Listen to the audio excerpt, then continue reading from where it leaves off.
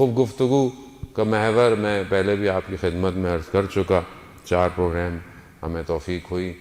گفتگو کا جو بڑی ہیڈنگ تھی وہ میں نے آپ کو دے دی تھی کہ وہ معرفت انسان ہے، یعنی اپنی معرفت۔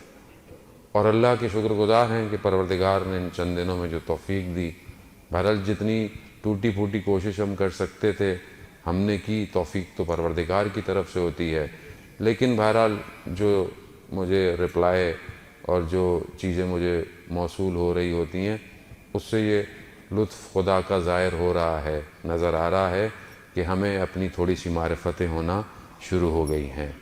تو ہیڈنگ یہی ہے، معرفت نفس ہے، اس کے نیچے ذیل میں موضوع جو ہے وہ مناسبت کے حساب سے ہے۔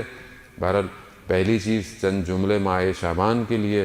ماہ شعبان ماہ رجب کے بعد ایک اور بہترین مہینہ ہے جس مہینے کو رسول خدا نے اپنے آپ سے نسبت دی ہے، اور اسی مہینے کے اندر کمال یہ ہے کہ جیسے اہل بیت کے گھروں میں پورا قرآن نازل ہو رہا ہے، پہلی شعبان کی ولادت سے لے کر 15 شعبان تک لگ رہا ہے کہ قرآن یہیں آ رہا ہے۔ ہر ایک ولادت جو ہے وہ آنے والے وقتوں کے لیے اسلام کی بقا محسوس ہو رہی ہے۔ یعنی سفر عشق کی ابتدا حضرت سیدہ زینب سلام اللہ علیہا کی ولادت، اللہم صلی علی محمد۔ ظاہر ہے جہاں حسین کا ذکر ہو وہاں زینب کا ذکر نہ ہو تو ذکر ادھورا ہے، اور یہی وجہ ہے کہ شاعر نے ایک سطر میں، ایک جملے میں سمیٹ کے رکھ دیا کہ کربلا کربلا می ماند اگر زینب نہ بود۔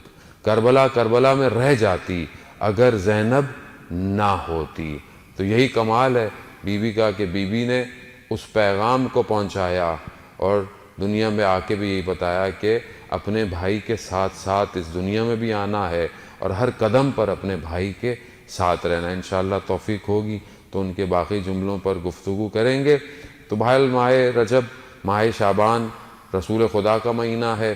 کثرت سے درود بھیجیے اس مہینے میں، جتنا آپ درود بھیج سکتے ہیں۔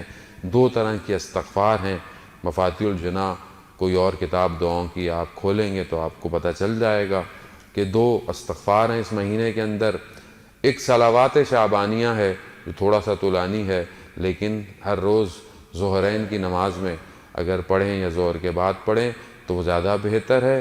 اور ایک چیز جو اس ماہ شعبان میں بہت زیادہ امپورٹنٹ ہے، مہم ہے، وہ مناجات شعبانیہ ہے، یعنی وہ مناجات کہ جو شعبان میں کی جاتی ہے۔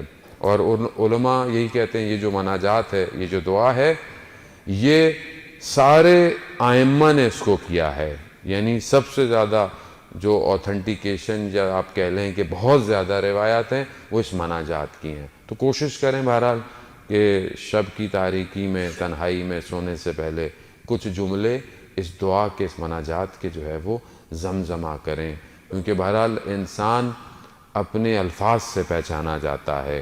ہمارے پاس الفاظ نہیں ہیں کہ ہم اس کو کیسے پکاریں۔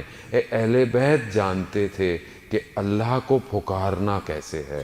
تو بہرحال جس طرح انہوں نے کہا ہے ان لفظوں کو پڑھیں، اور انشاءاللہ کہ ہمیں بھی توفیق ہوگی چند جملے ان ایام میں مناجات شعبانیہ آپ کی خدمت میں پیش کریں۔